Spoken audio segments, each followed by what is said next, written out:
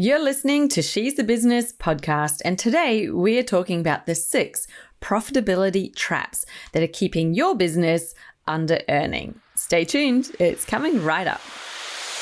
Hi, I'm Jessica Osborne, host of She's a Business podcast and strategic business coach for women with online service-based businesses. I'm a mother of 2 and a degree qualified marketer with over 15 years in online business myself.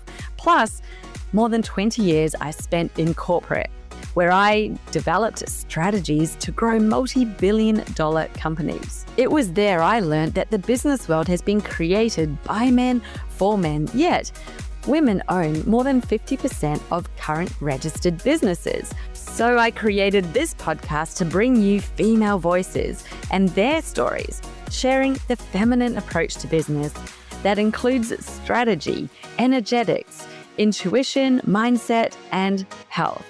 Everything that you need to succeed in your quest for business success. This is your weekly dose of motivation and inspiration. Enjoy. Welcome back. So I don't think there's any business owner out there that's saying, hey, I don't want my business to be more profitable. I would rather be spending far more on expenses and making less profit, right? So where can we find more profit, or where can we avoid doing the things that are taking away your ability to be more profitable? And in reflecting over the businesses that I've worked with over the years and my own businesses, all the lessons and learnings and insights that I've gained in that time, I've come up with 6. There could be more, but I'm going to give you 6 today. Profitability traps that are keeping your business under earning, that are taking away that ability for you to grow, for your business to be more profitable. So let's get into them. Number 1 is having multiple services or products. So this one I think is really interesting because a lot of people are under the impression that they should have multiple revenue streams, and the more revenue streams, the better, like diversify. And I feel like when I look around, this is quite old school business advice that definitely came from the textbooks back when I was at university in the 90s. And that's certainly how, when I look at the businesses that I worked for in my early years, they were taking that approach. And when you look out and see, the giant companies, so, the ones that are top of the stock exchange, huge organizations with thousands of employees, many of them do have multiple revenue streams. So you might think as, a business owner, maybe you've come from one of those type of companies as an employee, you're starting your own business. It kind of makes sense to you, and definitely makes sense to your brain, that that's how you grow a successful company, is you have these multiple ways for people to buy from you. However, what I learned, and I learned this way before I had my own business, I was the marketing manager at the Royal Bank of Scotland in London, and we had multiple brands and business segments that we used to serve and manage all of their digital marketing for. And I remember actually talking to the management and saying, every new sub-brand and different brand that we're doing, it is just increasing the workload behind the scenes, but it's not actually more useful for the business. Like we've got to, every time there's a new brand, you're doubling your workload. Then add another one, you're tripling it. It's like the increase in the amount of just minor things, but this is all taking your time and resources that are part of your unpaid effort. So there's a lot more effort and energy, and then you're just trying to sell something on the front end. Now, also think about it for a minute. Every new product or service requires its own strategy, its own messaging, its own sales system. We've got website pages, you've got onboarding systems, email sequences. Do I need to go on? Everything is multiplied. So every new thing that you create, you're creating a bundle of work. And that means that you probably then need more resources to manage it because, you certainly can't manage all of that stuff as a solopreneur. So you're going to need more people, a team. So one VA becomes 6 VAs. And is it making your business more profitable? Well, I learned the hard way that it actually didn't. And even though I knew from my time in marketing that it certainly added a lot more work, every new business sub-segment or new brand that they decided to launch would create a pile of mountain of work in the back end. I still made that mistake in my own business and, tried to launch too many different offerings, ending up with more systems, more tech. And yes, you pay for that tech, more processes, more people to manage it all. And although the revenue may have been higher, the profitability was lower and it's actually earning less in dollar terms profit than had been before. So multiple services, multiple products, while it may seem smart to one part of your brain, it actually is likely detracting away from your ability to be more profitable. If you could put that same effort and energy into growing your one service offering, then you will find the profitability there because you can make more sales for the one that you already have all of that stuff set up for. So number 2 is chasing the tactics. So what I mean by that is looking around and chasing, there must be a magical marketing method that people are doing that makes it all work. And so what I see people and entrepreneurs, coaches, people like us running an online business who really want to grow profit and revenue, but they're hopping from one spot to another, looking for the tactic that's going to be the one that makes their business explode. And every time you do that, you are basically almost starting to build your machine again from scratch, or you're adding on yet another thing for you to manage. So it's a little bit similar to the first one where it's all this unpaid admin time. And that's another sneaky way that you are adding it, thinking that this is a good idea. It's like, well, I need to be on all of the platforms of social media and I need to now have, maybe a podcast. Ironic because you're listening to mine. And then I need a YouTube channel and then I need this and that and, chasing all these different tactics. You don't need to be everywhere in order to be found by your ideal clients. You actually just need to be far more strategic about it. But the main thing is that constantly chasing the new tactics means that you're constantly in first gear development mode, like learning it and trying to figure it out and actually getting it up and running and started is always the hardest. That is when you're in first gear, going slow, but burning lots of fuel. Stick with it. Stick with something for longer than that initial test and deciding, this doesn't work and now I'm going to go and chase something else. Actually run with it for a while. It may not work very well when you very first try it. Maybe your first webinar or your first live training or workshop or whatever you've decided to do in your business, maybe it doesn't work all that well. But instead of deciding there's a problem with this and that doesn't suit my business, probably does. You just haven't given it enough time and effort and energy. So go from the engineer who's building it to now the scientist who's going to figure out, okay, how do I make this run better? How can I optimize this now that you've spent the time and effort creating it? It's far easier to optimize something that you've already built than to go back and start with a blank page and create something over from scratch. So that is the second profitability trap that will really keep you playing small, earning low, and constantly in that hard hustle, that heavy drive because you're in first gear all the time, and not allowing yourself to get into second and third gear because you're swapping and changing and chasing something else new. The third thing that is a big profitability trap is actually throwing money at a problem. So what I see when I'm talking about this, it's like where you decide, well, I want to do ads, but I don't have time to learn ads. So I'm just going to throw money at an ads manager and expect them to solve the problem.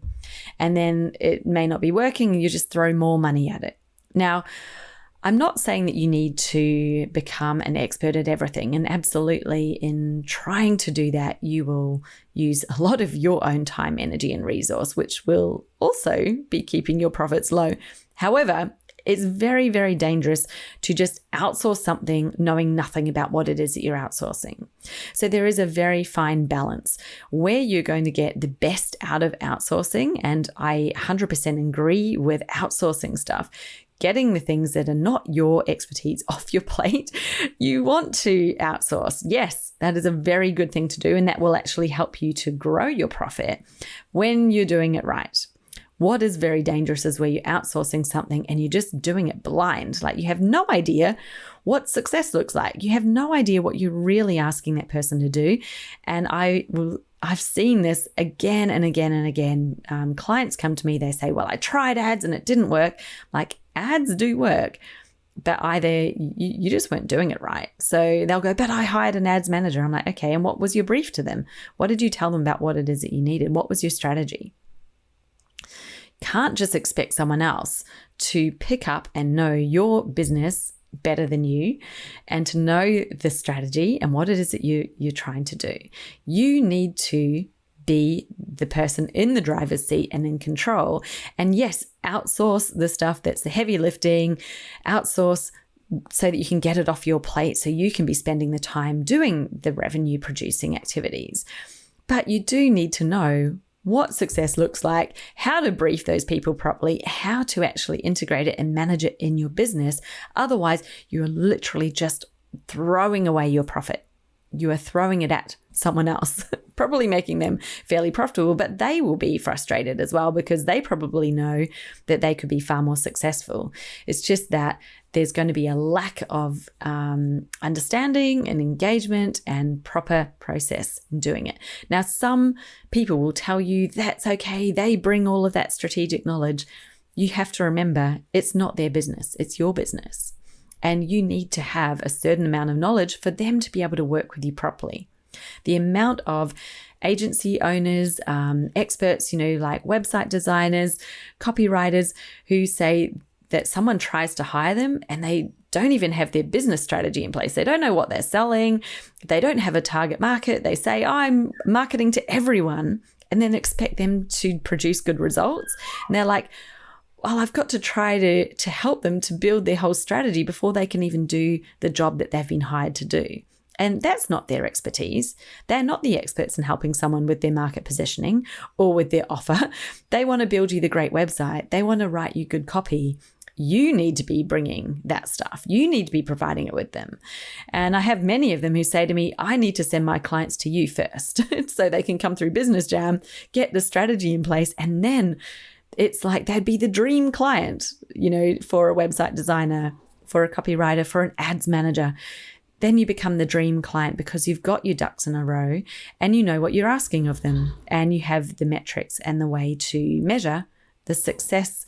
What does success look like? You know what it looks like. You're very clear on it, right? So don't throw money at a problem and just think, I'll just hire someone and that will make that go away or that'll make it successful. Actually, it's your business. And unfortunately for you, but also fortunately, because it's the way that you become successful, you own it, right? So you have to understand it to the degree that you can outsource it and that you can be a good leader of those outsourced people.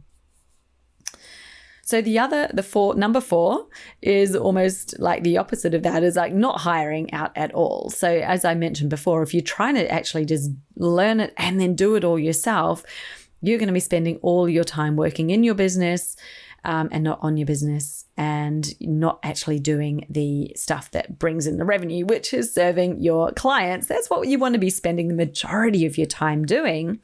If you're the expert and it's your expertise that you're selling, then the majority of your time when your business machine is built and it's operating is on the revenue generating activities, which is serving your clients and probably a bit of the sales, right? In the building mode, when you're still building the machine and, maybe you've got an existing business, but you're trying to go from ad hoc one-to-one or freelance type of work to actually having, a program and having a sales system in place. Yes, you're going to spend a little period of time where more of your time is spent behind the scenes in the development. Actually creating that machine, creating that system. That's normal, but it's not normal for it to continue, right? So once it's built, then you're out and you should be in the profit generating phase where you're working on the revenue generating activities.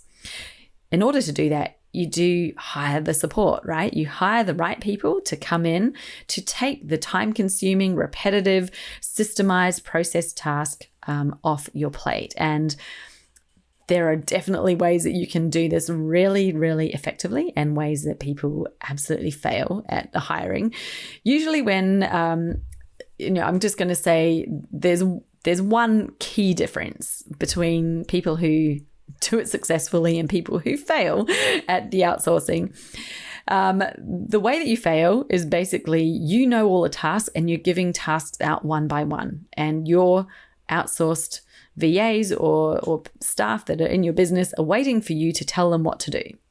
That is how you become the bottleneck in your business. So forget it. You need to have a completely different approach where you're hiring someone for a role. The role has a specification of what it is and what it's responsible for.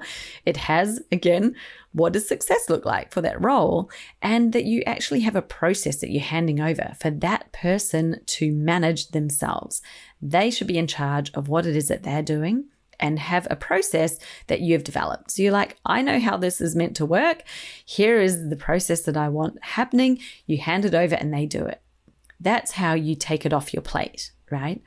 Not by giving them tasks every day. Like, can you now do this? Can you now do this? I need you to send this email. I need you to do that. If you're telling it like, whoa, I could not do that for more than a couple of days without my brain exploding, that would be so inefficient and ineffective, and also frustrating for them and for you, because they're just sitting there waiting for the next task to drop in and not having something to do. Like, let them take ownership of the role and give them the accountability for it. So I'm not going to turn this into a management or leadership episode, but that just gives you a real taste. Yes, you definitely need to hire in order to be profitable, and it's definitely about the way that you do it that makes a difference.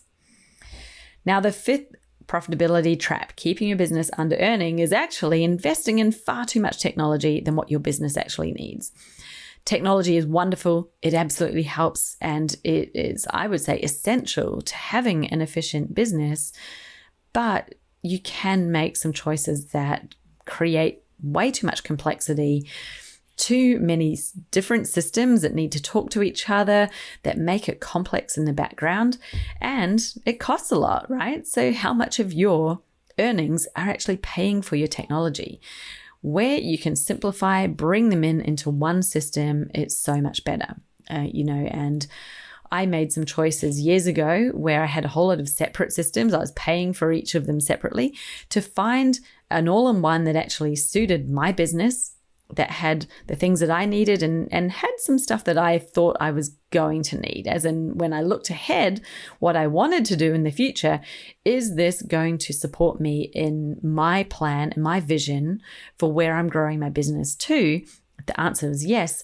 That made it the right fit for me. And there are lots of different options out there. There's been many that have come onto the market that are in that, I'm not going to call it an all-in-one space, but they kind of are. Like they're trying to serve you so that you've got one main platform and maybe a little bit here and there on the side. The more you can have in the one place, the far lighter, easier, and more efficient, really, your business is going to run. You get into so much trouble when you have multiple different tech platforms, and things like plugins and all of these separate things, all developed by different people needing to talk to each other. That is creating tech chaos, and you don't want to be spending your time troubleshooting, putting out fires and finding, oh my God, my website's down because there's some plugin conflict, or, anything like that. They're just headaches you don't even need to be having, and they're totally avoidable if you choose the right tech. I actually have on my website a a page where I've listed my favorite tech tools that I either use in my business or ones that I've tried, because, some of them will suit other businesses. So I've given a little summary of, what I think this one's good for and who it's best, what type of business, why I recommend it, so that you might actually find some solutions in there for you. You can hop over to my website and check it out.